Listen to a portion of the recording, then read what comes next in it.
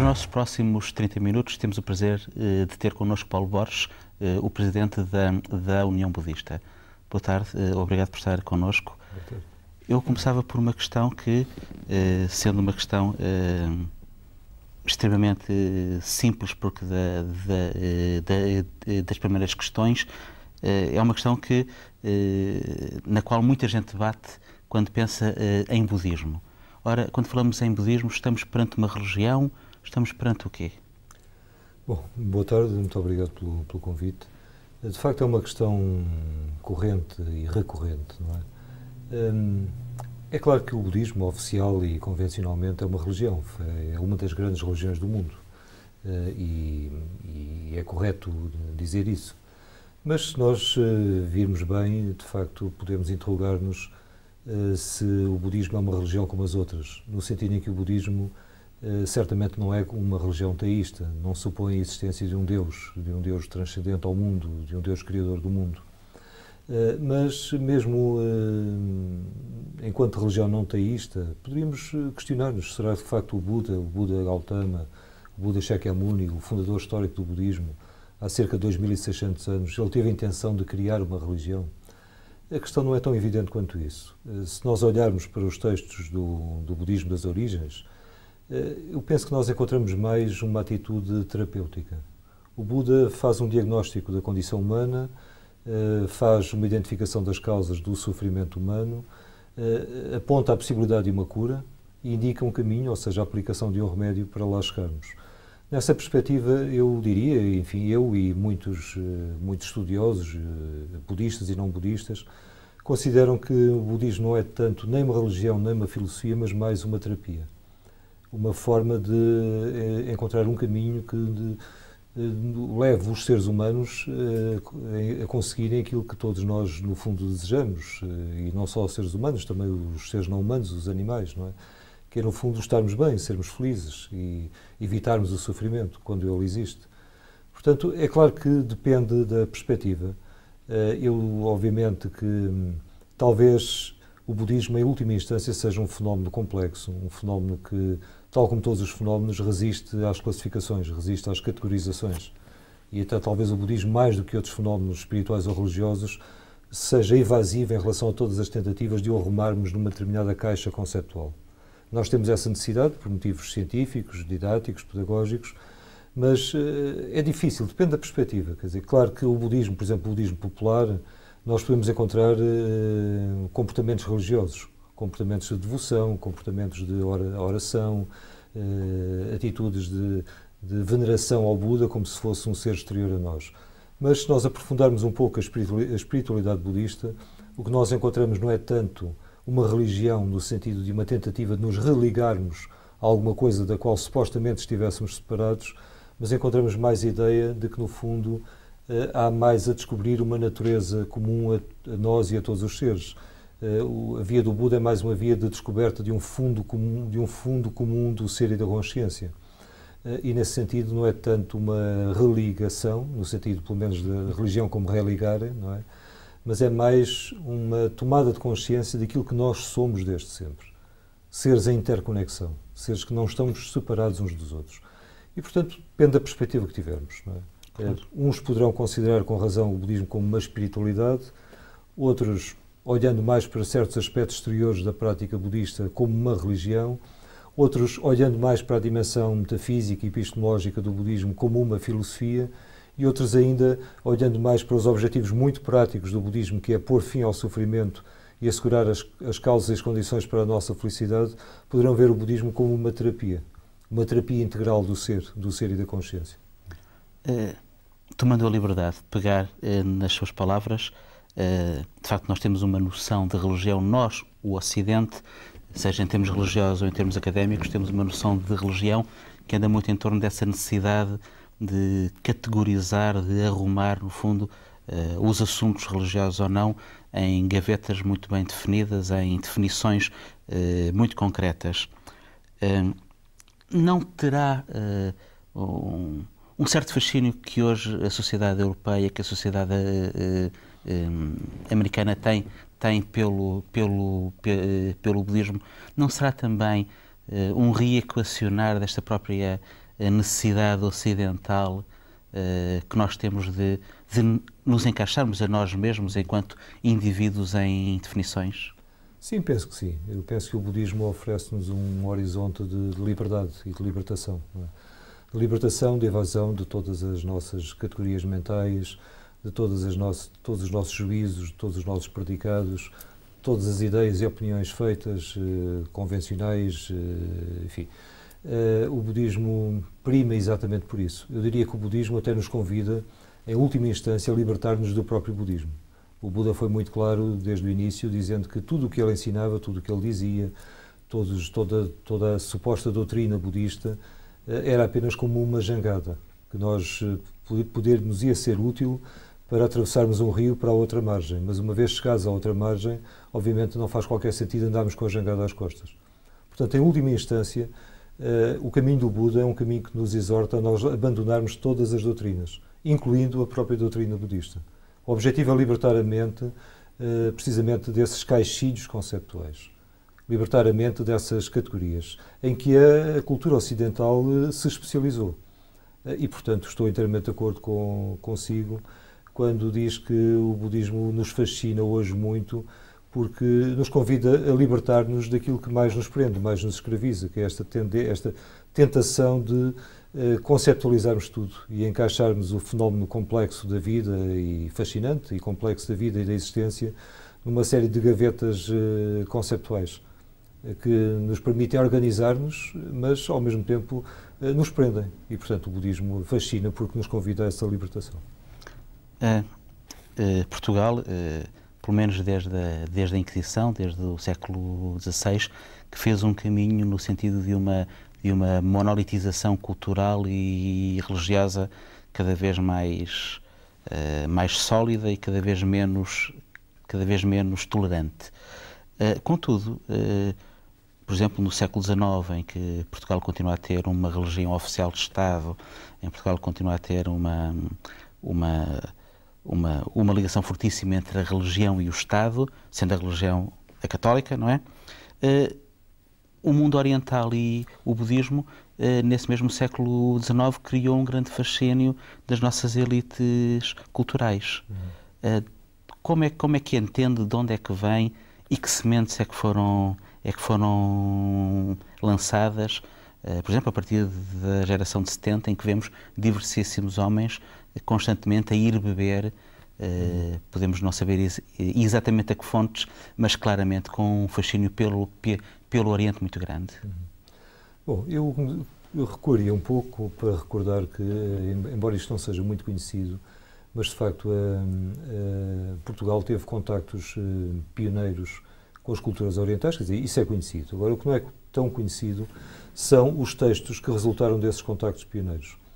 Hoje estão adormecidos e esquecidos em muitas das nossas bibliotecas, incluindo em Goa, mas também em Évora, em Lisboa, em Coimbra, textos que resultaram dos primeiros contactos pioneiros dos missionários portugueses com culturas orientais, nomeadamente com as culturas budistas, no Japão, na China, na Índia, etc. E esses textos são textos muito interessantes, são textos que mostram as primeiras tentativas de diálogo entre aqueles que chegam com uma religião e com uma certa visão do mundo, muito estruturada pelo pensamento de Aristóteles, e os budistas japoneses ou chineses que começam a falar de vazio, de vacuidade. Então é muito interessante ver essa dificuldade de compreender, não é? Enquanto uns falam de Deus, o primeiro princípio é Deus, outros dizem que o primeiro princípio é o vazio. Os missionários portugueses, com a sua cultura aristotélica, identificam o vazio com a matéria-prima do Aristóteles. Identificam o vazio com o não ser, por exemplo. Não é? E esses textos estão à nossa espera, à espera dos investigadores, para que os redescubram. Agora, de facto, depois, a partir desse contacto pioneiro, e se isto fosse conhecido internacionalmente, os estudos orientais seriam obrigados a recuar cerca de um século para estudar precisamente os textos que hoje só existem em português, não é? E acredito que no futuro próximo, com teses como algumas que começam a surgir, nomeadamente um recente doutorando, o Ricardo Ventura, fez um estudo sobre isso e começa a suscitar muito interesse no estrangeiro. Quando isso for mais conhecido, acredito que os estudos orientais a nível europeu vão ter que recuar para estudar os textos que hoje existem em português. Mas, e a dizer, depois disso, houve como que um esquecimento, enfim, do Oriente, que tem a ver precisamente com o que o Paulo disse, monolitização inquisitorial da cultura religiosa portuguesa, mas subitamente, no final do século XIX, com a geração de 70, surge de facto esse fascínio de novo pelo Oriente. E ele tem uma figura emblemática, que é Antero de Quental. Se lermos com atenção as cartas de Antero de Quental e se olharmos com atenção para os livros da sua biblioteca, nós vemos lá manuais de estudo do sânscrito. Ele diz numa das cartas que está a estudar sânscrito para ler diretamente os textos budistas, do budismo das origens, não é? Portanto, o budismo indiano. Ora, e depois, enfim, temos outros intelectuais portugueses, enfim, a posicionarem-se sobre o budismo. Talvez não com uma atitude tão positiva quanto a do Antero, mas mais crítica, o Antônio Oliveira Martins, o Manuel Laranjeira e muitos outros, que se posicionam perante o budismo, embora um pouco influenciados por aquela visão que foi do budismo, foi da recepção do budismo na cultura europeia oitocentista e depois, sobretudo, novecentista. Foi do budismo como uma espécie de nihilismo. O nirvana era uma espécie de adormecimento da consciência. Isso mostra, de algum modo, uma projeção do próprio Ocidente, da própria cultura europeia, que está numa fase em que se vê a si própria como uma cultura em decadência e que, de algum modo, aspira, ou de algum modo tem a consciência de que está a morrer, de que alguma coisa no Ocidente está a morrer, que, de facto, a época áurea do Ocidente está a morrer. E, então, o budismo fascina porque é supostamente uma cultura que vem dizer que a salvação, a solução está em nós adormecermos definitivamente, está em esquecermos de nós próprios, não é? Bom, mas de facto há um grande interesse pelo budismo. Agora, esse interesse não é um interesse, a meu ver, muito esclarecido. Mesmo o Antero, que tenta olhar para o fenómeno budista com olhos mais despreconceituosos, ainda assim faz uma leitura do budismo, a meu ver, com tendências nihilistas. Foi preciso esperar mais um século para, no século XX, começarem a surgir traduções mais fidedignas dos textos orientais, budistas e não só, e hoje podermos ter uma visão do budismo muito mais próxima àquilo que o budismo é originalmente. Enfim, não tão dominada por por aquilo que acabou por dividir o Ocidente. Por um lado, a indofilia de alguns, o fascínio pela Índia e depois pelo Oriente em geral de alguns, nomeadamente de um certo romantismo europeu, mas também uma espécie de fobia ao Oriente, ou de indofobia, representada por grandes pensadores ocidentais, como é o caso paradigmático do Hegel. Quer dizer, quer num caso, quer no outro. Quer dizer, quer olhar para o Oriente como a tábua de salvação para todos os problemas do Ocidente, ou olhar para o Oriente como o responsável por todos os males do Ocidente, em qualquer dos casos, isso não contribuiu para uma leitura correta, do ponto de vista científico, das culturas orientais e das religiões orientais, com destaque para o budismo. Foi necessário chegarmos ao século XX e ao século XXI para hoje termos estudos mais fidedignos sobre as culturas orientais e sobre a cultura budista em particular. No caso português, ainda há poucos anos tivemos essa experiência, quando o Dalai Lama veio cá da última vez, há meia dúzia de anos, vimos que, enfim, a sociedade mobilizou-se, que há uma grande vontade de conhecer o budismo. Nós vamos a uma livraria e vemos, enfim, um grupo de livros ainda muito significativo sobre o Oriente, sobre o budismo, sobre o Dalai Lama. Esta vontade de conhecer expressa-se depois, de facto, num conhecimento profundo, mediante um estudo profundo, ou temos apenas, no fundo, uma moda? Sim. De facto, há uma grande vontade de conhecer, há uma grande curiosidade, há uma grande empatia, quer a nível popular, quer a nível, há pouco esqueci-me de referir outros nomes, o Pascoais, Sampaio Bruno, o Fernando Pessoa, enfim, tiveram todos um interesse muito considerável pelo budismo. Mas voltando à sua questão, de facto hoje vê-se, há muita literatura budista à venda nas nossas livrarias, os livros do Dalai Lama vendem às dezenas de milhares. Das duas vezes que ele veio a Portugal, em 2001 e 2007, houve um grande entusiasmo por setores muito vastos da população, que aliás se insurgiram contra o facto de o Dalai Lama não ser recebido a nível oficial pelo Estado português e nomeadamente pelo Presidente da República. Mas obviamente depois é mais difícil passarmos dessa empatia, que tem muito a ver também com a figura carismática do Dalai Lama, com a sua simplicidade, com o seu bom humor, com o seu estar à vontade, não é? Que fascina muito os portugueses, que são pessoas também muito de coração, tal como ele é, não é? Mas depois é claro que é mais difícil passarmos daí para um outro nível, que é o do conhecimento mais aprofundado do pensamento budista, da filosofia budista, enfim, da espiritualidade budista. Agora, isso também existe, embora a uma escala muito menor. Portanto, eu, enquanto responsável da União Budista Portuguesa nos últimos, enfim, já há cerca de 10 anos, eu tenho podido constatar que aumenta cada vez mais o número de pessoas que se interessam pelo budismo, por conhecer o pensamento budista e particularmente pelos aspectos mais práticos do budismo, particularmente a meditação.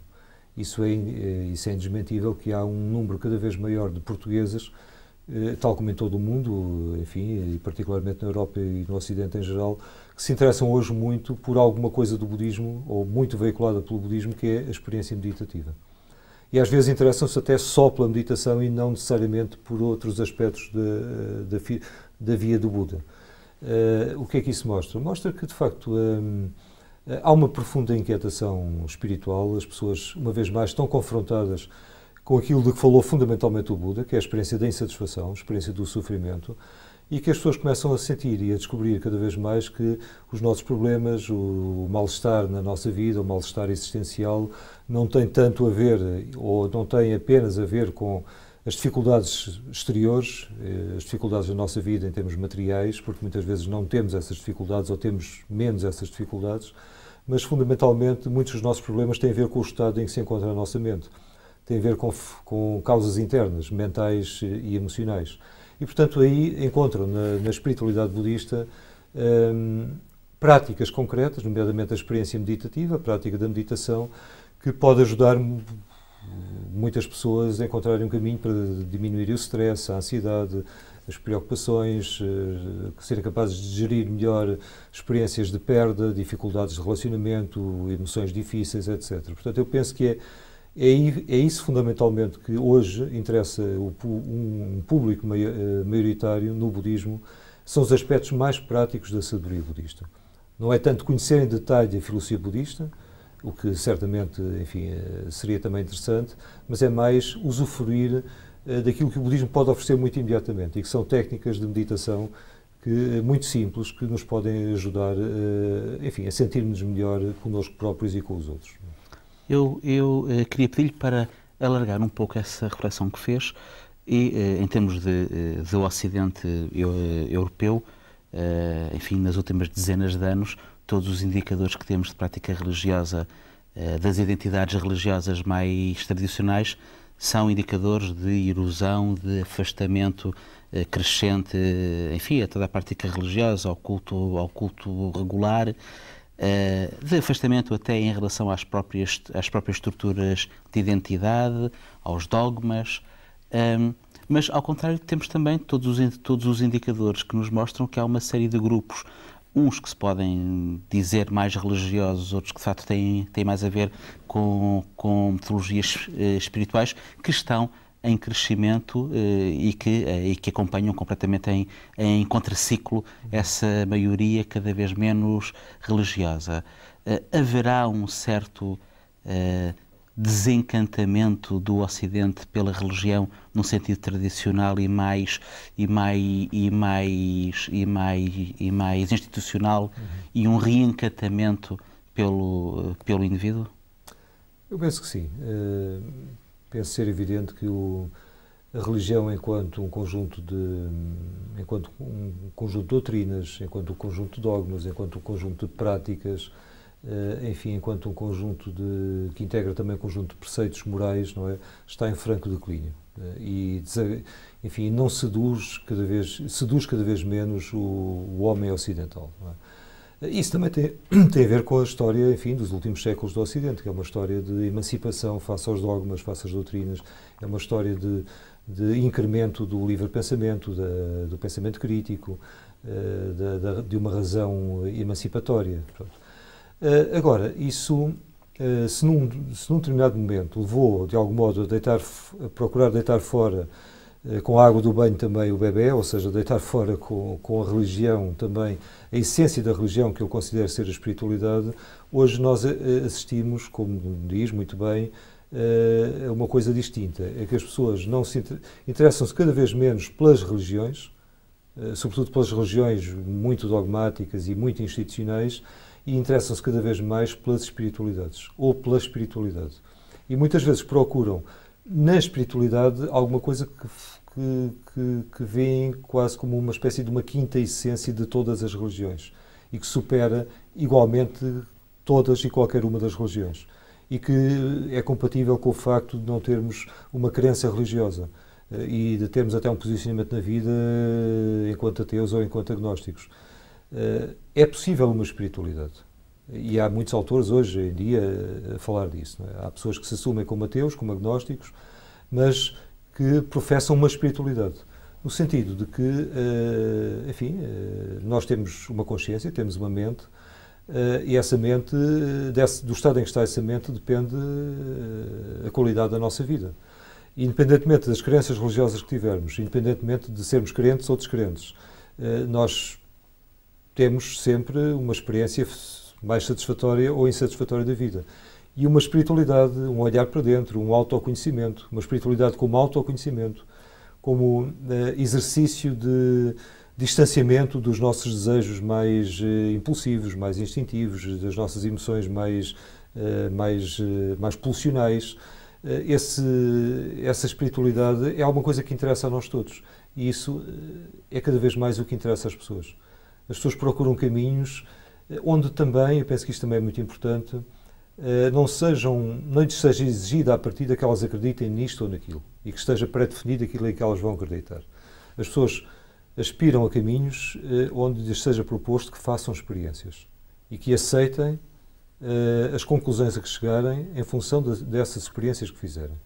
Ora, aqui voltamos de novo ao budismo. O Buda, desde o início, também foi muito claro ao dizer que aquele que seguisse, enfim, aquele que procurasse seguir a via do Buda, deveria pôr constantemente em causa, inclusivamente, as próprias palavras do Buda. Não deveria acreditar em nada que não fosse capaz de comprovar pela sua própria experiência. Deveria submeter as palavras do Buda à prova da razão e da experiência. E só então poderia aceitá-las ou não. Portanto, eu penso que isto hoje é muito importante. Nós voltamos a uma espiritualidade baseada na experiência, uma espiritualidade experimental, e que está muito de acordo com a própria orientação científica da mente ocidental. Nós não queremos acreditar em nada que nós não tenhamos primeiro experimentado. E então é aí que surge o interesse pela espiritualidade em geral e pela espiritualidade budista em particular. Como há pouco referiu, um certo fascínio pelo Oriente, até um certo, chamemos-lhe, filobudismo que, por exemplo, em finais do século XIX tem lugar. Enfim, isso é muitas vezes visto como uma imagem, ou pelo menos uma autoimagem, como uma construção de uma ideia de decadência do Ocidente. Estaremos nós agora, e eu já não refiro eventuais, hipotéticas, enfim, que estão cada vez mais comprovadas, contactos entre o Mediterrâneo e o mundo da Índia no século VII, VI a.C. Eu já não vou a esse campo, mas estaremos nós, enquanto cultura, também enquanto filosofia, já que também é professor de filosofia, estaremos nós a recuar um pouco ao mundo pré-socrático, ao conhece-te a ti mesmo, no fundo a rejeitar, ou pelo menos a pôr em stand-by agora, durante uns tempos, o Aristóteles que reinou durante tantos séculos? Eu penso que nós estamos a assistir a uma mutação do paradigma civilizacional, sem dúvida. Nós estamos a viver a morte de uma civilização, de um paradigma, que é o paradigma europeu ocidental. E penso que estamos a regressar a uma época semelhante eu diria, num certo sentido, eventualmente à época dos pré-socráticos, aquilo que um pensador alemão, o Karl Jaspers, chamou a era axial, em que emergiram em diferentes pontos do mundo preocupações muito semelhantes e que têm a ver com o conhecer-se a si mesmo, com o conhecimento profundo de si mesmo e da nossa essência, eventualmente a nossa essência, enfim, mais divina, ou mais sagrada, ou mais espiritual também, não é? Estamos a assistir talvez também a uma nova época helenista, um momento em que hoje mesmo faz parte da identidade europeia ocidental ser uma identidade cosmopolita, enfim, que não é só, faz parte da nossa identidade enquanto ocidentais, não sermos apenas ocidentais, não é? Fazemos parte deste cadinho de fusão e de mescla de muitas culturas, não é? E eu penso que daqui vai surgir alguma coisa que é difícil classificar. Vai surgir daqui uma nova visão das coisas, um novo paradigma, um paradigma mental e civilizacional, não é? E acredito que esse paradigma tem que reencontrar o que de melhor existe noutros paradigmas que o Ocidente tradicionalmente rejeitou, excluiu, colonizou e considerou como inferiores. E que não são apenas os paradigmas das culturas orientais e nem sequer só o paradigma budista. São os paradigmas das culturas indígenas, por exemplo. O paradigma das culturas indígenas da Austrália, de África, da América do Norte, da América do Sul. Porque são paradigmas de culturas com uma visão mais, como hoje se diz, mais holística, mais ecológica, avant la lettres, mais sustentável. São culturas que nunca enverdaram pelo que eu penso ter sido o erro antropocêntrico. Nunca imaginaram que o homem pudesse ser o centro do mundo e muito menos o dono do mundo. São culturas que sempre privilegiaram uma relação simbiótica e osmótica com os outros seres vivos, com a natureza. São culturas, nesse sentido, muito mais sustentáveis, muito mais respeitadoras dos ecossistemas. Nós hoje, por termos desprezado essa sabedoria milenar e tradicional da humanidade, e por termos investido numa cultura muito antropocêntrica, seja em nome de Deus, seja só em nome do homem, em nome do humanismo, nós hoje estamos à beira de um colapso ecológico ou social sem precedentes. E, portanto, temos que mudar o nosso paradigma. Eu penso que isso, mesmo que nós não queiramos, será uma imposição da própria natureza das coisas. É uma exigência dos nossos tempos. Aí, claro que as culturas orientais, claro que o budismo tem um papel importante a desempenhar, tem uma palavra muito importante a dizer, já estão a tê-lo, mas eu diria que não é só o budismo, não são só as culturas orientais, são as culturas tradicionais da humanidade que estão a voltar a emergir no horizonte das preocupações, dos interesses e da curiosidade de nós mesmos enquanto ocidentais. Referiu que a nossa identidade enquanto ocidentais é uma identidade cada vez mais cosmopolita e exatamente por isso temos cada vez menos uma identidade, mas somos uma identidade formada por uma multiplicidade de identidades. Esta multiplicidade, nós não corremos o risco desta multiplicidade gerar fundamentalismos e de, no fundo, este cosmopolitismo gerar o seu antídoto? Sim, historicamente é isso que tem acontecido. O cosmopolitismo, o universalismo geram sempre anticorpos, geram sempre reações por parte daquelas culturas e daquelas mentes que, de algum modo, sentem perder a segurança de identificação com uma, enfim, da identificação monolítica, com uma só e exclusiva identidade, não é?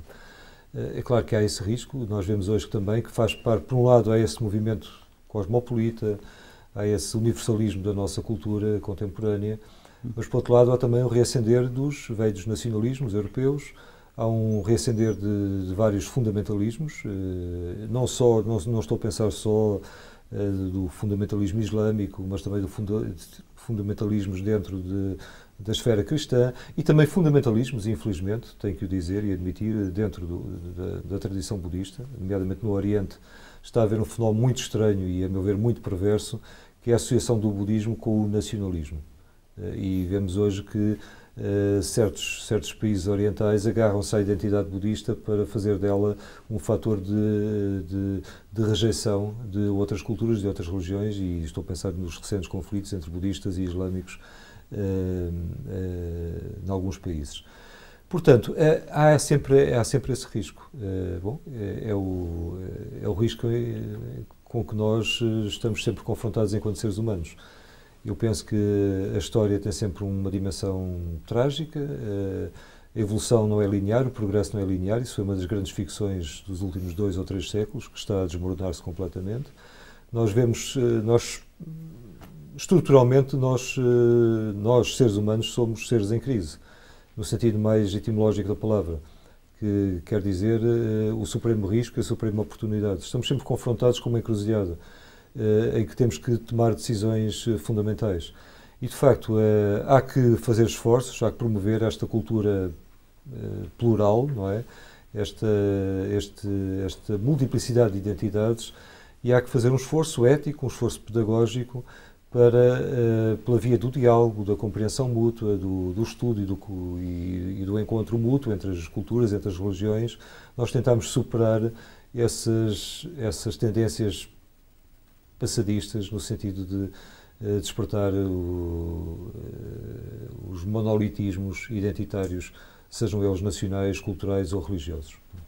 E em Portugal, concretamente no nosso caso, 2 séculos e meio de Inquisição, mais recentemente 50 anos de ditadura, chegamos a um momento em que podemos falar de liberdade religiosa, em que o indivíduo se sente à vontade para iniciar e para trilhar um caminho qualquer? Bom, eu penso que em grandes centros cosmopolitas como, enfim, Lisboa, Porto, etc., as grandes cidades portuguesas, isso começa a ser possível, embora nem sempre as pessoas se sintam completamente à vontade para assumirem que professam uma religião que, para a maior parte dos seus concidadãos, é uma religião estranha e exótica e aparentemente esotérica até. Não é? Agora, se somos para o interior de Portugal, isso é mais difícil. Há uma maior pressão social, familiar, enfim, escolar, no sentido de ainda considerar como estranho e eventualmente ostracizar um pouco alguém que se assuma, sei lá, como budista ou como hindu ou islâmico ou com outra identidade religiosa qualquer. Não é? Por outro lado, aqui mesmo nas grandes cidades, enfim, se há uma maior tolerância, uma maior aceitação, isso também não corresponde necessariamente, e eu tenho vindo a constatar isto cada vez mais, a um conhecimento aprofundado das várias possibilidades de caminho espiritual ou de caminho religioso. Uma coisa é as pessoas acharem normal que alguém seja budista, ou hindu, ou bahai, ou outra coisa qualquer, ou taoísta. Outra coisa é saberem minimamente de que é que se trata. E eu penso que aí há um longo caminho por percorrer. Porque nós, enquanto não soubermos, não conhecermos um pouco qual é o caminho do outro, quais são os objetivos éticos e espirituais do outro, ao seguir um caminho diferente do nosso, por mais que nós exteriormente o respeitemos, estaremos muito longe de um respeito profundo. Estaremos muito longe de uma compreensão profunda e muito facilmente podemos resvalar para uma ostracização do outro, se houver motivos para uma qualquer suspeita a seu respeito. Portanto, eu penso que é uma tarefa que está longe de ser cumprida pelas várias comunidades religiosas em Portugal, que é de conhecerem e cultivarem, enfim, nos seus aderentes, um conhecimento mais alargado e mais aprofundado dos caminhos espirituais e religiosos das outras confissões. Isso é um trabalho que está por fazer. Pegando exatamente no que está a dizer, a minha leitura pessoal é que estamos numa fase, digamos que, de maturidade em que conseguimos tolerar o outro. Agora, falta-nos passar para uma dimensão de um efetivo respeito, um respeito que tenha como base o conhecimento do outro. No seu entender, o que é que seria preciso fazer, o que é necessário fazer para se modificar de uma forma significativa, de facto, um quadro de incultura religiosa que nós verificamos em todos os nossos meios, sejam religiosos, sejam não religiosos? Bom, eu penso que aí, pronto, como já disse, é uma tarefa e alguma coisa que devemos exigir das várias comunidades religiosas, não é? Que elas cultivem, enfim, o conhecimento das outras vias religiosas, não é? Como até uma forma de exercerem, enfim, como uma forma de exercício da sua própria religião, como forma de prática do amor. O amor também se manifesta através do conhecimento, da compreensão do outro, não é? Por outro lado, eu acho que também é uma tarefa que nós devíamos exigir à sociedade civil, às instituições da sociedade civil. Deveríamos exigir ao Estado também que promovesse, porque disso depende também a paz social, não é? Que promovesse um maior conhecimento das várias culturas, das várias religiões, desde os níveis mais básicos do ensino. Penso que, sobretudo em Portugal, um país que tem uma tradição, para o bem e para o mal, de contacto pioneiro com outros povos e com outras culturas e com outras religiões, seria perfeitamente justificável que, desde o ensino básico e passando pelos vários níveis de ensino, houvesse sempre uma disciplina ou um espaço dentro da escola para se conhecer melhor outras culturas, outras religiões e para se contribuir assim para uma consciência mais alargada, mais universalista, mais livre precisamente desses riscos dos vários fundamentalismos que há pouco referiu. Portanto, é uma tarefa que temos que exigir a cada um de nós, devemos exigir às instituições, enfim, académicas, que promovam precisamente isso, não é? Nos seus currículos, mas também ao Estado e depois já às várias confissões, às várias igrejas, às várias comunidades religiosas. Paulo Borges, foi um grande prazer tê-lo aqui, tê-lo aqui connosco nesta reflexão. Obrigadíssimo. Muito obrigado. Obrigado.